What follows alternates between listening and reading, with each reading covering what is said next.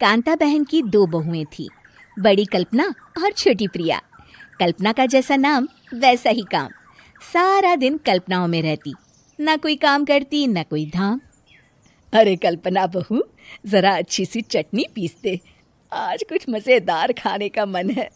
पेट में जलन हो जाएगी माँ जी बुढ़ापे में, और वैसे भी मेरा काम करने का वक्त शाम का है, आप प्रिया को ही बोल दो।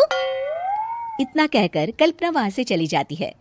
कांता कल्पना के ऐसे रवैये से काफी परेशान रहती हैं। मैं बना देती हूँ माँ चटनी, ऐसा बोलकर प्रिया माँ को चटनी बनाकर प्लेट में खाने को देती है कि तभी वहां कल्पना आ जाती है। अरे वाह चटनी, जरा चख कर तो देखूं, बड़े दिन हो गए। अरे नहीं बहू, तू तो रहने ही दे चटनी खाना, पेट में जलन हो जाएगी। इतना कहकर कांता और प्रिया दोनों हंसने लगते हैं। कल्पना सारा दिन या तो मोबाइल में यूट्यूब देखती या फिर सोती रहती।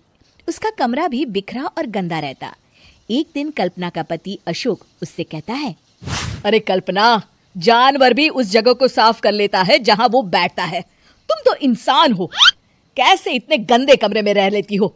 देखो सारा सामान यहाँ वहां बिखरा पड़ा है। ज्यादा अपनी माँ का बोल ना बोलो। हाँ, कमरा तुम्हारा भी तो है, गंदा लग रहा है तो साफ कर लो। पता नहीं तुम्हारे साथ मैं कैसे जिंदगी बिताऊंगा।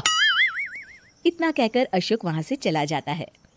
कल्पना बस खाना खाने कमरे से बाहर आती और फिर से कमरे में चली जाती। इससे कांता बहन काफी परेशान रहती। एक दिन प्रिया कांता से कहती है, माँ, मैं सारा दिन काम करके थक जाती हूँ, आप कल्पना दीदी से कहिए ना कि सुबह और शाम का काम बांट ले। मैं तो अब सिर्फ एक वक्त का ही काम करूंगी। हाँ। अरे तू वो भी ना करना, एक बहू तो काम चोर थी ही, दूसरी भी आ गई काम ना करने के बहाने लेकर। तभी वहां प्रिया का पति रमेश आ जाता है। माँ, मैं देख रहा हूँ भाभी कोई काम नहीं करती, प्रिया सारा दिन घर और रसोई का काम करती है, अब कुछ करो ना माँ। कांता मन में कुछ सोचती है और कल्पना के पास जाती है। कल्पना फोन पर मेकअप करना देख रही होती है। कल्पना, तुम सारा दिन बस मोबाइल देखती हो, घर का कोई काम भी कर लिया करो। प्रिया सारा दिन काम करके थक जाती है।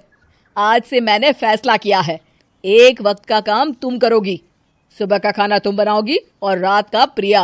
आप लोगों ने काम को हवा बना रखा है। अरे पता नहीं थोड़ा सा ज्यादा काम करने में आप लोग घबरा क्यों जाते हैं। और हाँ, बहुत ज्यादा प्रिया की तारीफ मत करिए मेरे सामने, बड़ी बहू तो मैं ही रहूंगी।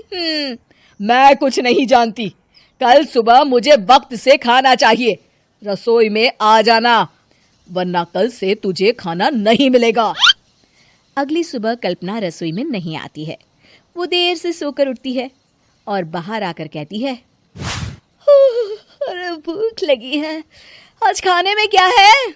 इतनी देर हो गई, आज किसी ने मुझे उठाया भी नहीं, पता नहीं कहाँ है सब। कल्पना को घर में कोई नहीं दिखता। वो रसोई की तरफ जाती है जहां बड़ा सा ताला लगा होता है। अरे रसोई में ताला! ओ, मैं तो भूल ही गई थी, माँ ने आज से सुबह का खाना मुझे बनाने को कहा था। हे भगवान, इतने लोगों का खाना बनाना क्या आसान है? तभी घर के सारे सदस्य बाहर से वापस आते हैं। वाह माँ जी, मजा आ गया छोले भटूरे खाकर। मेरे मुंह में तो अभी भी स्वाद आ रहा है। अरे कल्पना, तेरे भरोसे रहते तो हम तो भूखे ही रह जाते। कल्पना को बहुत गुस्सा आ जाता है। अब बहुत हो गया, आज से मैं अपनी रसोई अलग कर रही हूँ, मैं अपना खाना खुद बना लिया करूंगी। कल्पना अपनी रसोई अलग कर लेती है, पर आए दिन उसका देर से उठना और काम न करने की आदत से वो भूखी ही रह जाती थी।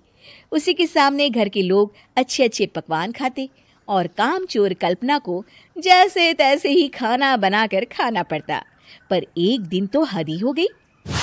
माँ, दीदी आज सुबह से कमरे से बाहर नहीं निकली, हमें जाकर देखना चाहिए। सो रही होगी कामचोर कहीं की, पर तुम कहती हो तो चलो देख लेते हैं उसे। कल्पना कमरे में पेट पकड़कर बैठी होती है। हाय मेरा दर्द, पेट दर्द के मारे मर रही हूं मैं।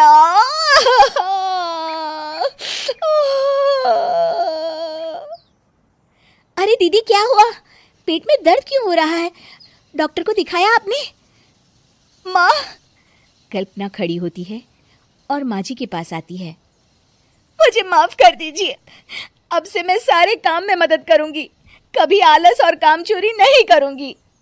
हाँ हाँ, वो तो ठीक है, लेकिन अचानक क्या हो गया जो तू काम करने को तैयार हो गई? काम चोर कल्पना। माँ, लगातार बासी और उल्टा पुल्टा खाना खाने के कारण मेरे पेट में इन्फेक्शन हो गया है। काम ना करना पड़े इसलिए मैं 2 दिन का खाना एक दिन ही बना लेती थी। बासी और खराब खाना खाने के कारण लेने के देने पड़ गए। पेट में दर्द हो रहा है। चलो अच्छा हुआ, देर आए दुरुस्त आए।